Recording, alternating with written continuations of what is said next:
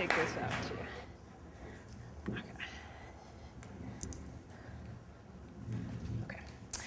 So one of my favorite places to run in Lancaster is Landis Woods in Neffsville, and that is despite a rather harrowing experience that I had there last fall. My favorite running partner right now is my dog, Cooper. Cooper and I showed up to the woods. It was a beautiful fall day. We got about 100 yards into the woods, and he kind of got ahead of me a little bit, and he was doing one of these on the side of the trail, obviously examining something. And he's a pretty timid dog. A few weeks before, when they'd left all the garbage bags from the cleanup episode, that totally freaked him out, and he wouldn't get away from me when we were running. So I didn't really think it was going to be anything too freaky. But as I got closer, I could see this was not a garbage bag. It was kind of furry, actually. And as I got a little closer, it was just barely moving, and it was a raccoon. It was a raccoon laying on its side, kind of going like this. It was clearly a dying raccoon. I was like, that's yucky, and pulled Cooper off of it, and we kept going. And the random stream of consciousness that I kind of have when I'm running, I was going up the hill thinking that was sad. That was really pathetic looking. And as I got to the top of the hill and started going down, I started to think about that. That was kind of strange, too. Like, why, if you're a raccoon, do you pick, like, right on a trail to decide to die? I thought kind of you went deep in the woods underneath something to die. And then I went on, and 3 or 4 thoughts later, I'd gone down the rest of the hill and over the bridge and around the corner and over the other bridge, and I came around the next corner. Oh my God! Right in front of me. I'm like 3/4 of a mile away from the dying raccoon. I swear to God, there is the same raccoon, and now he is standing on the edge of the trail, going, oh my God! I'm like, how the hell it's like 3/4 the thing was dying. I'm a doctor. I know what dying looks like. That was dying.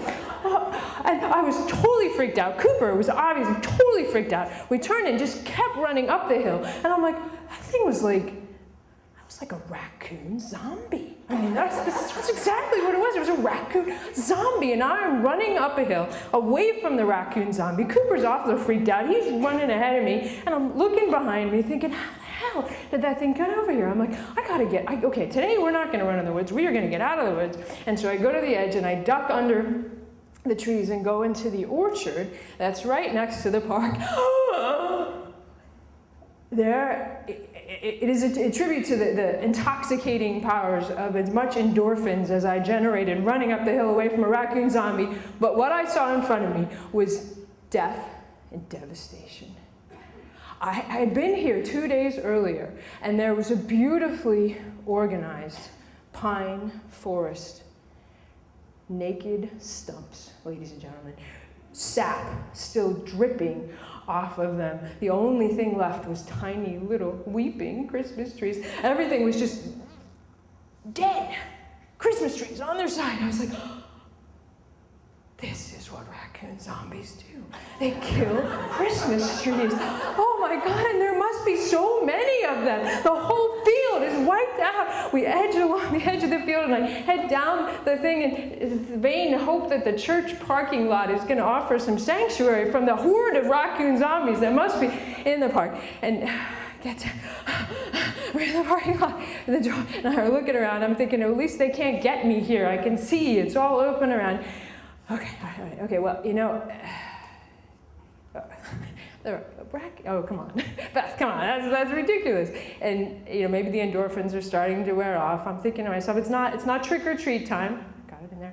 It is actually the week before Thanksgiving, and maybe there were some other explanations besides raccoon zombies to why all the Christmas trees got cut down the other day. But still, I'm left with, like, this crazy raccoon in the woods, and clearly something should be done about crazy raccoons in the woods. So I call my friend Steph, who's a pediatrician, but she happens to know a lot about animals. So I said, I just saw this thing in the woods, and I don't know what to do.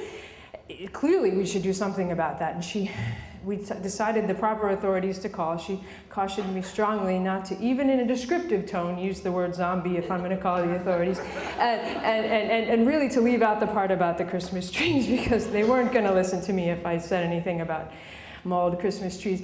So I called the police, who you're happy to know that the Manheim Township Police Department is very responsive and gentle when you call them with crazy things like that. And I ran back to my car by a different route. Nobody else saw the raccoon zombies.